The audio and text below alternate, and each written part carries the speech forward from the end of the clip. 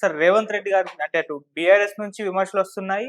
BJP నుంచి విమర్శలొస్తున్నాయి. BJP ఏమో క్లియర్‌గా ఎన్ని కోట్లు తీసుకున్నాడు, ఇంత పెట్టుబడులు పెడుతున్నాడని చెప్పేసి ఆధారాలతో సహా హ్మ్. హ్మ్. చెప్తున్నారు. హ్మ్. ఇక్కడ బీఆర్ఎస్ వాటినే వాళ్ళ సోషల్ మీడియాలో పెట్టేసి ఇగో ఇది రేవంత్ అన్నట్టు. హ్మ్. మళ్ళీ రాహుల్ గాంధీ కూడా ప్రెస్ మీట్‌లో రేవంత్ రెడ్డి గారు ఒకవేళ తీసుకున్నట్టు ప్రూవ్ అయితే ఆయన్ని అరెస్ట్ చేసేసుకోండి అన్నట్టుగా ఆయన మాట్లాడారు. సో ఒక ఉచ్చంతా కూడా రేవంత్ గారి చుట్టే తిరుగుతుందని మనం అనుకోవచ్చా? మరి ఆయన సీఎం పదవికి ఏమన్నా ఎసరు అవకాశం ఉందా? మీరేం చెప్తారు సార్? ఇప్పుడు అది మీరంటే గుర్తొస్తుంది. రీసెంట్‌గా కేటీఆర్ గారు కూడా ఢిల్లీ వెళ్లి రేవంత్ రెడ్డి గారిలో చేసిన ఏవైతే ముఖ్యమంత్రి రేవంత్ రెడ్డి గారు వెనుకున్న ఇట్లాంటి అంశాలు కొన్ని కొన్ని ముందుగానే తెలిసాయి. దీనికి సంబంధించి న్యాయ విచారణ కోసం లేదా న్యాయపరమైన సలహాల కోసం రేవంత్ రెడ్డి గారికి ఎట్లా ఏస్తే ఉచ్చు బిగుస్తుందనే ఉద్దేశంలో కూడా కేటీఆర్ గారు వెళ్లారని ఆల్రెడీ బీఆర్ఎస్ వాళ్ళు వాళ్ళ ట్రోల్ స్టార్ట్ చేసేసారు. హ్మ్. సో మీరన్నట్టు బీఆర్ఎస్ ఒక పక్క, బీజేపీ ఒక పక్క. హ్మ్. ఇదిలా ఉంటే ఒక విధంగా పేరుకి ఖర్గే గారు ఏఐసిసి అధ్యక్షులు అయినప్పటికీ కూడా అన్క్రౌన్ కింగ్ గా ఉన్నది రాహుల్ గాంధీ గారు. అవును. సో రాహుల్ గాంధీ గారి వ్యవహారం ఖచ్చితంగా రాహుల్ గాంధీ గారికి అత్యంత పెట్ మన ముఖ్యమంత్రి గారు అంటే అత్యంత ఇష్టమైన వ్యక్తి. రాహుల్ గాంధీ గారు గుడ్డిగా రేవంత్ రెడ్డి గారు ఏం చెప్తే అది ఫాలో అవుతారని కూడా మనం వార్తల్లో చూసాం. హ్మ్. సో అటువంటి రేవంత్ రెడ్డి గారు కూడా రేవంత్ రెడ్డి గారి వ్యవహారంలో ఇట్లా జరిగాయి అని వస్తేనే రాహుల్ గాంధీ గారు ఎందుకో డైజెస్ట్ చేసుకోలేరు. ఎందుకంటే రేవంత్ రెడ్డి గారిని పూర్తి స్థాయిలో నమ్మారు ఆయన. హ్మ్. బట్ రేవంత్ రెడ్డి గారు కూడా అంత సింపుల్ గా ఈజీగా దొరికిపోయే వ్యక్తి కాదు. ఒకవేళ నిజంగా ముడుపులు తీసుకొని లేదంటే ఇంకే పరంగా పార్టీ ఫండ్స్ పరంగా ఏదైనా తీసుకుని ఉన్నా కూడా అంత సాదాసీదాగా ఇట్లాంటి వ్యవహారాల్లో ఎంత చీప్ గా ప్లే చేసే మనిషి అయితే కాదు అనేది కాంగ్రెస్ వాళ్ళ అభిప్రాయం. హ్మ్. సో అందువల్ల రాహుల్ గాంధీ గారు కూడా ఏమన్నారు, ఖచ్చితంగా ఒకవేళ మా ముఖ్యమంత్రులు మా పార్టీ నాయకులు మిస్టేక్ చేసేలాగుంటే ఆ ఇన్వెస్టిగేషన్ జరిగిన తర్వాత maybe American federal bureau of investigation అంటారు వాళ్ళు, మనకి సిబిఐ వాళ్ళకి ఎఫ్బిఐ. హ్మ్. ఆ ఎఫ్బిఐ అనేది నిర్ధారించి వాళ్ళు ఇంటర్పోల్ ఆర్డర్స్ తో వాళ్ళు వస్తే ఖచ్చితంగా ప్రూవ్ అయినంతగా అప్పుడు ఖచ్చితంగా వీళ్ళు విచారణకు వెళ్ళాలి. వీళ్ళ తరపున మాట్లాడే వాళ్ళు ఉంటారు. హ్మ్. సో అవన్నీ ప్రూవ్ అయ్యేసరికి మేబీ మీరు నేను ఉండమేమో. అంటే వ్యవస్థ అలా ఉంది. హ్మ్. బట్ అమెరికా వ్యవస్థ ఎంత ఫాస్ట్ గా ఉందో మరి ఈ సందర్భంగా మనకి ఒక క్లారిటీ వస్తది. ఎందుకంటే జగన్మోహన్ రెడ్డి గారు ఆ కేసు ఫైల్ అయినప్పుడు కూడా జగన్మోహన్ రెడ్డి గారి పేరు పొందుపరచబడింది అనే ఒక వ్యాఖ్యలు కూడా వినిపిస్తున్నాయి. మరోవైపు రేవంత్ రెడ్డి గారు కూడా అదానీ గారు ముడుపులు అప్పచెప్పారు, దావోస్ వెళ్ళినప్పుడు చేశారు అన్నట్టు కూడా వ్యాఖ్యలు చేస్తున్నారు. దాంట్లో వాస్తవం ఎంత ఉందో తెలియదు. ఇవన్నీ ఓన్లీ వారలుగా వచ్చిన విషయాలు, న్యూస్ పరంగా వచ్చిన విషయాలే తప్ప దానికి సంబంధించిన ఒక హార్డ్ కాపీ కానీ దానికి ఒక కేసు ఫైల్ చేసినట్టుగా ఎఫ్ఐఆర్ కానీ లేదంటే ఎఫ్ఐఆర్ అక్కడ ఏమంటారు వాళ్ళు పిటిషన్ దాఖలు చేయడం, ఆ పిటిషన్ అంశం ఏంటో అనేది మనకు తెలియదు. ఓకే. మేబీ రేపో మాపో నేషనల్ మీడియా ద్వారా కానీ ఇంటర్నేషనల్ మీడియా ద్వారా కానీ అలాంటి అంశాలు త్వరగా మనకు వచ్చేలా ఉంటే క్లారిటీ వస్తుంది.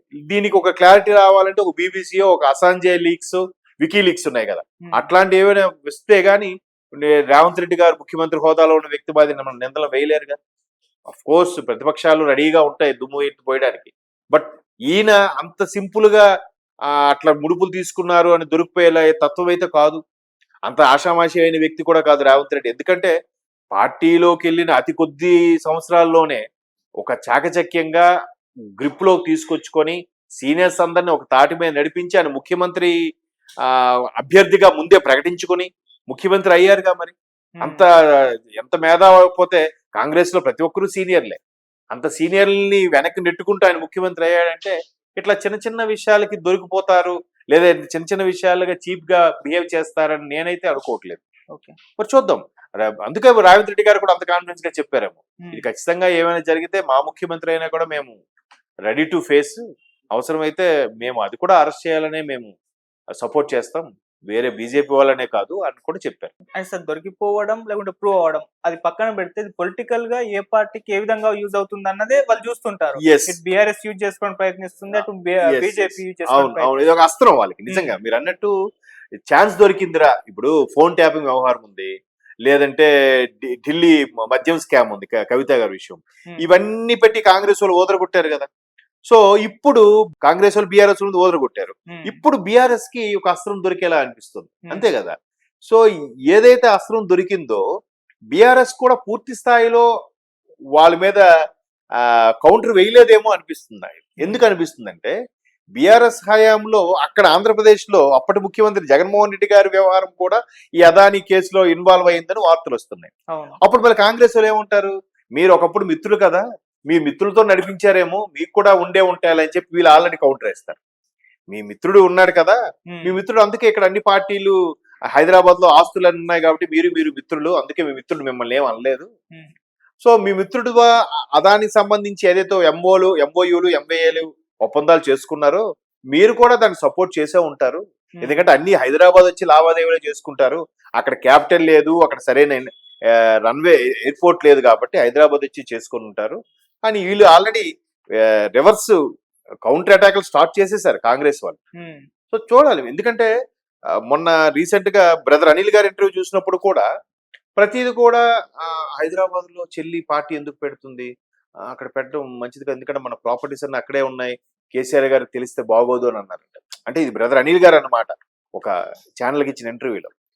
సో అది కాకుండా బీజేపీ వాళ్ళతో ఎందుకు, బీజేపీ మన మీద కన్నుంది, మనం ఇట్లా ఏం చేస్తే బాగుండదు అని కూడా జగన్మోహన్ రెడ్డి గారు అన్నట్టుగా బ్రదర్ అనిల్ గారు ఆ ఇంటర్వ్యూలో చెప్పడం జరిగింది. సో ఎందుకులే, ఇక్కడ ఆస్తులు ప్రాస్తులు ఉన్నాయి, పైగా ఆ షేర్లకు సంబంధించి అన్ని ఆ కేసీఆర్ గారితో మాట్లాడి పెట్టుకుంటేనే బెటరు, లేదంటే మళ్ళీ కేసీఆర్ గారు మన ఆస్తులు ఏమైనా చేయొచ్చు అన్న భయంతో ఉమ్, ఈయన ఒప్పందాలు చేశారేమో, ఆ ఒప్పందాలు వీళ్ళకి భాగస్వామ్యం ఉందేమో అన్నట్టుగా కాంగ్రెస్ వాళ్ళు కౌంటర్ అటాక్ స్టార్ట్ చేయొచ్చు. ఓకే. బట్ బీజేపీ వాళ్ళు మాత్రం పూర్తి స్థాయిలో చెలరైపోతారు. ఉమ్, ఎందుకంటే మా బీజేపీ వాళ్ళని అన్నారు మీరు, అదానీని, నీరవ్ మోదీ లాంటి వాళ్ళని, విజయమాలి లాంటి వాళ్ళని సపోర్ట్ చేసావు, అటువంటి నేరస్తులకి ఒత్తాసు పలికావు మీరు అన్నారు, ఇప్పుడు మీ పరిస్థితి ఏంటి, మీరు కూడా అదానీ దగ్గర తీసుకున్నారు కదా అని బీజేపీ వాళ్ళు పూర్తి స్థాయిలో కౌంటర్ అటాక్ ఇవ్వడానికి కాంగ్రెస్ కి ఆస్కారం ఉంది. ఉమ్, బీఆర్ఎస్ కి అంత స్థాయిలో లేదు. మేబీ బీఆర్ఎస్ లో మాట్లాడాలన్నా ఇద్దరే కనిపిస్తున్నారండి, ఒకటి కేటీఆర్ గారు, రెండు హరీష్ రావు గారు ఉమ్, కదా. కేసీఆర్ గారు ఎందుకో ఫామ్ హౌస్ కే పరిమితం అయ్యారు, మేబీ అనారోగ్య పరిస్థితులు అయి ఉండొచ్చు. ఉమ్, కానీ ప్రజలు కూడా ఇంకా కేసీఆర్ గారిని కొన్ని సందర్భాల్లో ప్రస్తావిస్తున్నారు. కొన్ని సందర్భాల్లో అరే కేసీఆర్ అయితే బెటర్ అంటున్నారు, ఎందుకు హైడ్రా లాంటి ఇన్సిడెంట్స్ వచ్చిన తర్వాత. ఉమ్, బట్ కేసీఆర్ గారు ఎందుకో ప్రజల్లోకి తరువుగా రాలేకపోతున్నారు, అధికార పక్షం వేసే బాల్స్ ని ఎందుకు డిఫెన్స్ ఆడలేకపోతున్నారు, ఎంతకని కేటీఆర్ గారు ఒక్కరే డిఫెన్స్ ఆడుతారు చెప్పండి, మిగతా సీనియర్ నాయకులందరూ జంపు, ఉమ్, కొద్దిమంది ఉన్నారు, ఎర్రబెల్లి గారు లాంటి వాళ్ళు కొద్దిమంది ఉన్నారు, మన శ్రీనివాస్ గౌడ్ లాంటి వాళ్ళు, ఎర్రబెల్లి లాంటి వాళ్ళు, ఇంకా చాలా మంది సీనియర్లు అందరూ వెళ్ళిపోయారు, ఎంతకని డిఫెన్స్ ఆడతాడు, ఎంతకని ఆడగలరు. కేసీఆర్ గారు లాంటి సీనియర్స్ వచ్చి అటాక్ స్టార్ట్ చేస్తే అప్పుడు మా పార్టీ మంచి ఊపులో ఉందిరా అనే ఫీలింగ్ వస్తుంది. కొంత ముడుపుల రూపంలో ఇచ్చి వాళ్ళకు కూడా కొన్ని బాండ్ల రూపంలో షేర్ల రూపంలో తీసుకొని మేము ఇట్లా, అంటే చూసారా రియల్ ఎస్టేట్ కి వెళ్ళినప్పుడు ఎలా ఉంటుంది, మేము ఇక్కడ చూడండి అండి, నెక్స్ట్ ఒక 5 ఏళ్ళలో పక్కన ఎయిర్పోర్ట్ వచ్చేస్తుంది, ఇక్కడ ఇన్నర్ రింగ్ రోడ్ వచ్చేస్తుంది, అక్కడ కాలనీ అయిపోతుంది, ఇక్కడ ప్రాజెక్ట్ వస్తుంది, ఇక్కడ కంపెనీ వస్తుంది అని చక్క చెప్పేస్తూ ఉంటారు. ఉమ్, సో అట్లాగే ఈయన కూడా రకరకాలుగా మ్యానిపులేట్ చేసేసి ఈ వీళ్ళకి ఎంతో కొంత ఇచ్చేసి వీళ్ళు సహకారంతో ఎంఓయూలు దాన్ని ఏమంటారు